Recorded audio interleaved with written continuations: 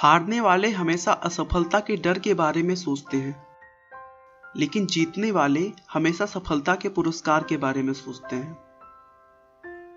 दोस्तों, मैं आज आपको Alibaba.com के फाउंडर और इस समय चीन के सबसे धनी व्यक्ति जैक मा की सफलता की कहानी के बारे में बताने जा रहा हूं।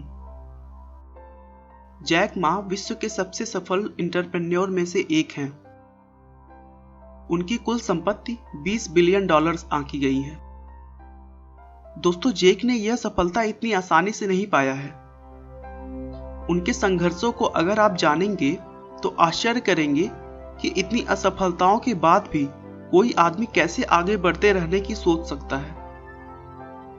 जैक मा का जन्म 10 सितंबर 1964 को चीन के एक छोटे से गांव में हुआ था। जब वे 13 साल के थे तभी उन्होंने इंग्लिश सीखनी शुरू कर दी थी।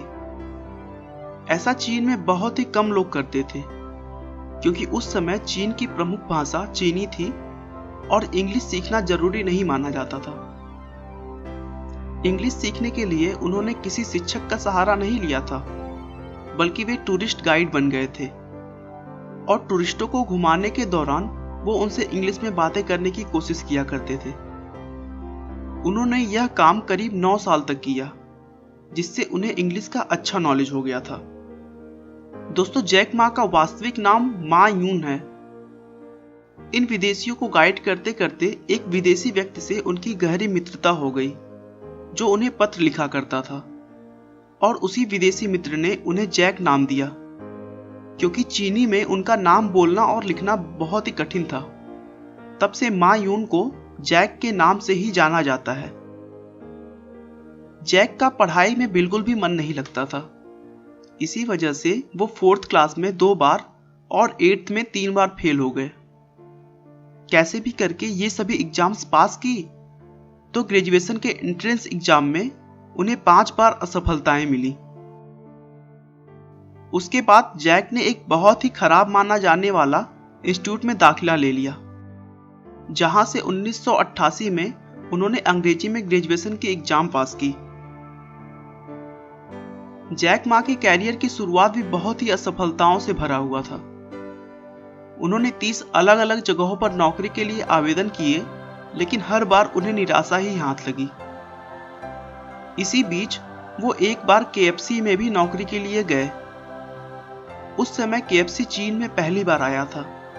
इस नौकरी के लिए 24 लोगों ने आवेदन किया था, जिसमें से 23 लोग सेलेक्ट हो गए, लेकिन एकमात्र जैक का चयन नहीं हुआ।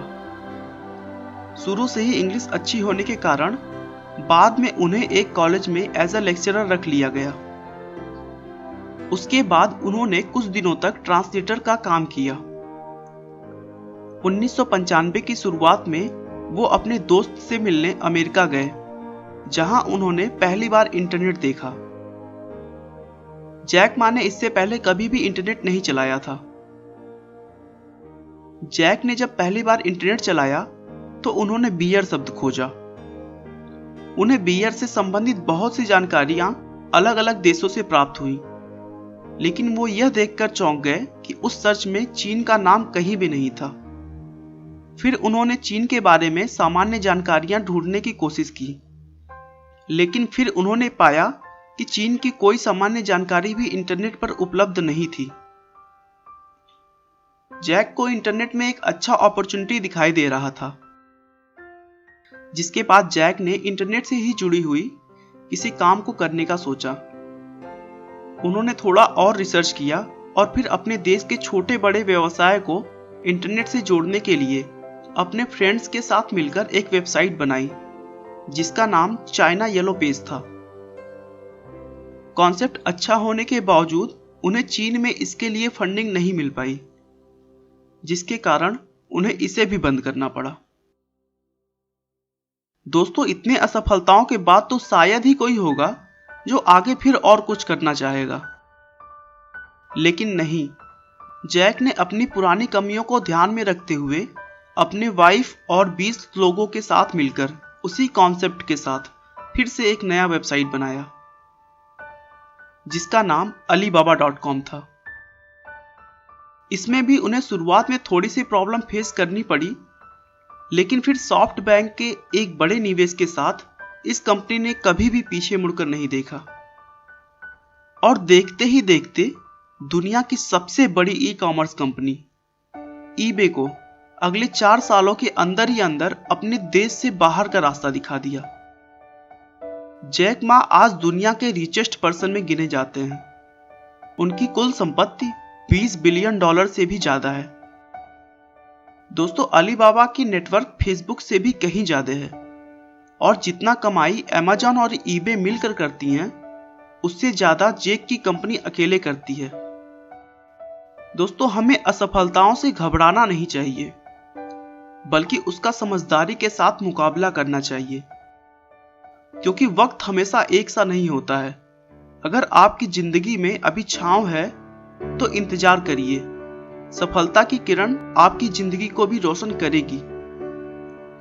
दोस्तों, किसी काम में असफलता मिलने पर हताश न हो। असफलता तो आपको ज्यादा समझदारी से उसी काम को दोबारा करने का मौका देती है। आपका बहुमूल्य समय देने के लिए बहुत बहुत धन्यवाद। इस वीडियो को लाइक करके आप हमारा मनोबल बढ़ा सकते हैं। मैं हर रोज एक नई इंस्पिरेशनल और मोटिवेशनल वीडियो के साथ आता हूं। दोस्तों, अगर आप हमारे वीडियो को मिस नहीं करना चाहते तो कृपया चैनल को सब्सक्राइब कर लें। आपको यह कहानी कैसी लगी हमें कमेंट करके जरूर बताएं। धन्यवाद।